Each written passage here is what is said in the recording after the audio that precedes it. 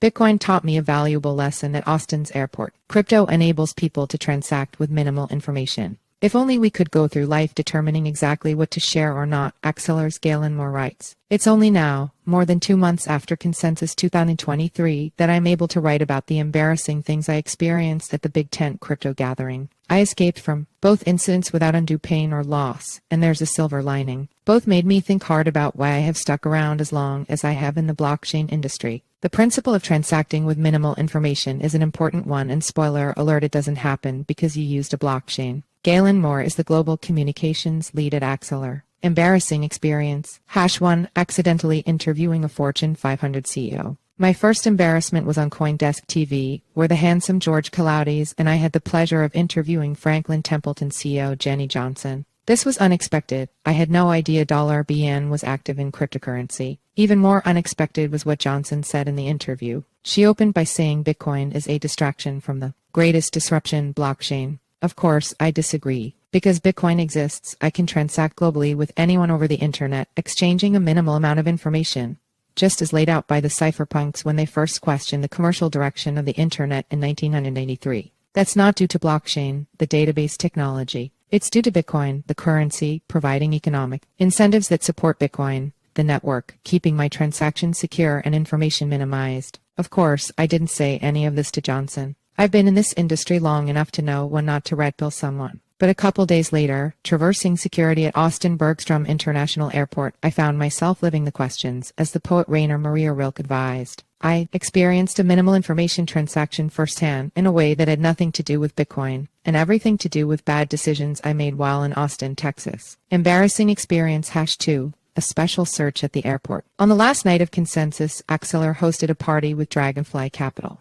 Like all the best side events, it was cozy and the crowd was handpicked. I met several really smart people, but it was the last night of Consensus and I was tired. I made my excuses to my co-hosts and left a little early to watch the Golden State Warriors game. Sitting in a nearby bar, I started chatting with 2 women who had secured babysitters and were out for a night on the town. The rest of the night is a bit of a blur. I remember we went to another bar and played darts. I gave my state-issued ID to the bartender as security for the darts. The night went on from there through various bars, cars, and apartments in the city of Austin. So much for being tired. See also Austin, where remote work crypto developers actually like living. Crypto Hubs 2023. I arrived at the airport at 6 a.m.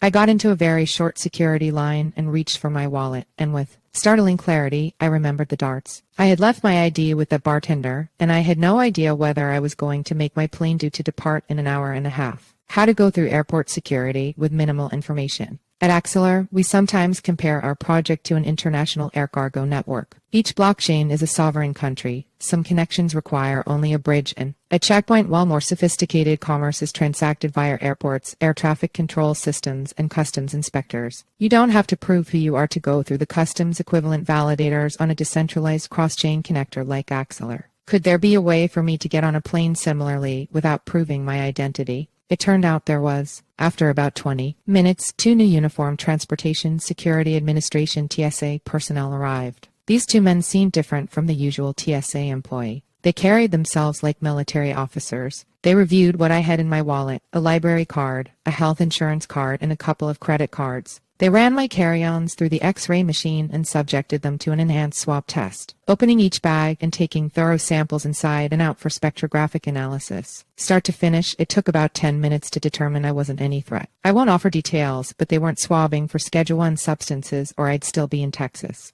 The process was relatively inefficient and my bags were open to scrutiny. It was a lot like transacting over a public blockchain. That is, one where honest authentication is enforced by economic incentives using a cryptocurrency like Bitcoin. Bitcoin is the swab test. Until Bitcoin, there was no way to send money over the internet without a bank in between to permit the transaction. Now, with Ethereum, we can send any payload over a similarly decentralized global network. We can even build super apps that compute permissionlessly cross-chain between Ethereum, Cosmos, and related networks. See also, Cosmos blockchain project faces existential crisis that's not because of the underlying technology of blockchain. It's because of the way assets like BTC, ETH, and AXL incentivize decentralized validation through mining and staking. It's cumbersome, and yeah, often it's distracting. Using the decentralized web means I have to submit my transaction to a security swap test by an open network of validators. And the question remains, why opt for that when trusted institutions are available? There are clear answers to that question today, beginning with repressive regimes and currency crises and extending through any digital transaction where minimal information exchange is desired. Has the hype surpassed those use cases to the point where it becomes a distraction?